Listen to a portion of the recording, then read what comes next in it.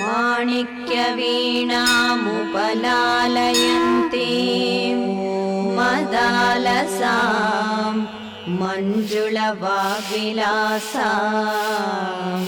இவளுக்கு நான் உட்காந்து பூஜை பண்ணணுமா? நான் ஏன் பண்ணணும்? தியுதே கோமலாங்கே. யார் அவ?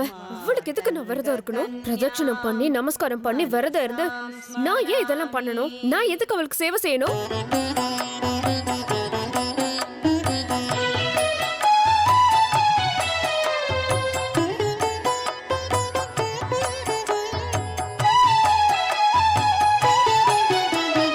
ஜய தேவி சிதானந்தே ஸ்ரீ வித்யே பரமேஸ்வரி நிஜாத்மபோத சந்துஷ்டே வந்தே த்வாம் வனசங்கரி வந்தே த்வாம் வனசங்கரி வந்தே த்வாம் வனசங்கரி.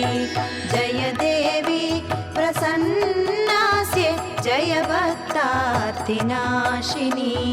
ஜய சங்கரி விஸ்வாம்பா வந்தே த்வாம் வனசங்கரி வந்தே த்வாம் வனசங்கரி.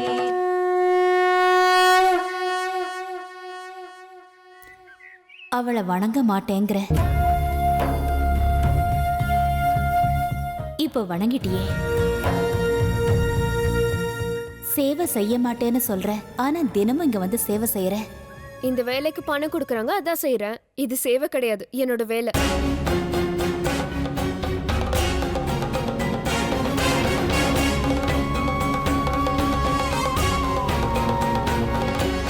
நீ பட்டணத்துக்கு போகணும்னு நினைக்கிற இல்லையா? ஏன் போகாம இங்கே இருக்க? என்ன ஆச்சுன்னு தெரியல. சாஸ்திரியா ஏதா வேண்டாம், அம்மா நாச்சிபிக்கிறான்னு சொன்னாரு. அதான் மறுபடியும் இதே வேலை. என்னமோ எனக்கு இந்த ஊரை விட்டு போற குடுப்பனையே கிடையாது. ஒருவேளை உன்னால இந்த ஊருக்கு பெரிய காரியம் ஏதாவது ஆகணுமோ என்னமோ. என்னால இதுக்கு மேல எந்த வேலையும் செய்ய முடியாது. இப்ப போடுறதை விட கொஞ்சம் பெரிய கோலமா போடுவேன், அவ்வளவுதான். உண்மையை சொல்லவா, எனக்கு இங்க வேலை செய்ய கொஞ்சம் கூட பிடிக்கல. என்னைக்கு இங்க இருந்து கிளம்புவோன்னு இருக்கு. மனசுல இருக்கிற ஆசை நிறைவேறணும்னா அம்மனோட பேரை சொல்லி பூஜை விரதம் எல்லாம் பண்ணு. அந்த அம்மன் கருணை காட்டுவா. எங்க பாட்டி மூளை இல்லாம துர்கா பூஜை பண்ண சொல்லி என்ன வெறுப்பேத்துறாங்க. இப்ப நீங்களும் ஆரம்பிச்சிட்டீங்களா?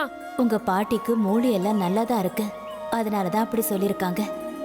பாரு, ஒரு தடவை முயற்சி பண்ணி பாரு. அது என்னால முடியாது, நான் பண்ண மாட்டேன். அப்படி சொல்லாத. அந்த அம்மனை ஆராதிக்கணுங்கிற மனசு இருந்தாலும் அவளை ஆராதிக்கிறதுக்கு பூர்வ ஜென்மத்துல புண்ணியம் செஞ்சிருக்கணும். அது உனக்கு இருக்கு. ஒரு தடவை அந்த அம்மனை நீ மனப்பூர்வமா வணங்குனா அதோட விளைவுகளை நீயே கண்கூடா பாப்ப. வேண்டாம், போன ஜென்ம புண்ணியமும் வேண்டாம், இந்த ஜென்ம சகவாசமும் வேண்டாம். அடுத்து 7 ஜென்மத்துக்கும் அவளோட பேரை சொல்ல மாட்டேன்.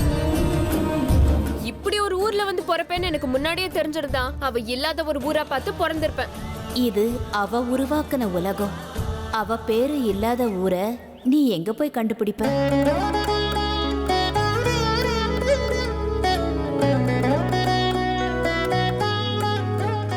உன் வாழ்க்கையில என்னென்ன சந்தர்ப்பங்கள் வருதோ அது எல்லாமே உன்னை திருத்தி உன்னை நல்ல வழியில கொண்டு வரத்துக்கு தான். அது உனக்கு புரிய மாட்டேங்குது. உன்னோட பிறப்புக்கு ஒரு தீர்க்கமான காரணம் இருக்கும். அந்த கடமையை இந்த ஜென்மத்துல நீ நிறைவேற்றணும். தப்பிக்கவே முடியாது. இவ்வளவு பேசுறீங்கல்ல, அப்படின்னு நான் இந்த ஜென்மத்துல பிறந்ததுக்கான காரணம் என்னன்னு சொல்லுங்க. சர்வமங்கள மாங்கல்யே சிவே சர்வார்த்த சாதிகே சரண்யே த்ர்யம்பகே கௌரி நாராயணி. காலம் வரும்போது உனக்கே அது தெரியும். இங்க பிறந்த ஒவ்வொருத்தரும் ஒவ்வொரு காரணத்துக்காக தான் பிறந்திருக்காங்க. இந்த மாதிரி பதில் எல்லாம் நான் 1000 சொல்லுவேன். துர்கா பூஜை பண்றதுக்கு நீ ஒத்துக்கோ, இல்லைன்னா உங்க வீட்ல பிரச்சனை மேல பிரச்சனை வந்துகிட்டே இருக்கும். நான் பண்ணவே மாட்டேன். உன் பிடிவாதத்தால உன் வீட்ல இருக்கிறவங்க எல்லாம் கஷ்டப்படுவாங்க. தாய்க்கு தலை வணங்குறதுல என்ன தப்பு இருக்கு? அஸ்திவாரம் இல்லாதவளுக்கு நான் தலை வணங்க மாட்டேன்.